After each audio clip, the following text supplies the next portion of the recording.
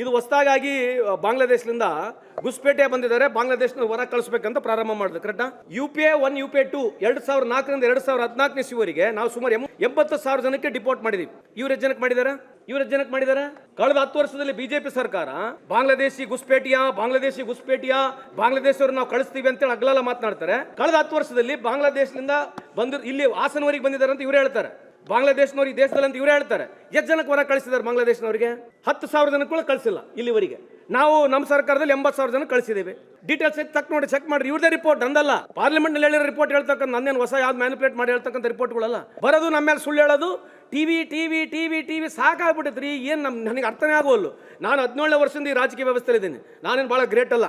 ಯಾರು ಬಿಜೆಪಿನ ಬೇರೆ ಮುಖಂಡನೇ ಅಲ್ಲ, ಯಾರು ಮುಖ್ಯಮಂತ್ರಿ ಹೋಗಿ ಕ್ಯಾನ್ವಸ್ ಮಾಡಂಗಿಲ್ಲ, ಯಾವ ಬೇರೆ ಕ್ಯಾಬಿನೆಟ್ ಮಿನಿಸ್ಟರ್ಗಳು ಎಲ್ಲಿ ಒಂದು ಪ್ರೆಸ್ ಮೀಟು ಮಾಡಂಗಿಲ್ಲ. 10ರಿಂದ 11 ವರ್ಷ ಇವ್ರದೇ ಫೋಟೋ ಗೆಳಗಿನ ಸಾಯಂಕಾಲ ನೋಡಬೇಕು, ಇವ್ರ ಭಾಷಣನೇ ಮಾಡಬೇಕು, ಇವ್ರದೇ ಮನ್ ಕಿ ಬಾತು, ಇವ್ರದೇ ವಿಚಾರ, ಇವ್ರದೇ ಟ್ವಿಟರ್, ಇವ್ರದೇ ವಾಟ್ಸಪ್ ಎಲ್ಲ ಇವ್ರದೇ ಕೇಳಬೇಕು. ಆಮೇಲೆ ಉತ್ತರ ನಮ್ಮ ಮೇಲೆ ಉಲ್ಟಾ ಇರ್ತದೆ. ಇವ್ರಿಗೆ ಯಾರು ಪ್ರಶ್ನೆ ಕೇಳಬಾರ್ದು. ಈ ವ್ಯವಸ್ಥೆಯಲ್ಲಿ ನಾವಿದ್ದೀವಿ.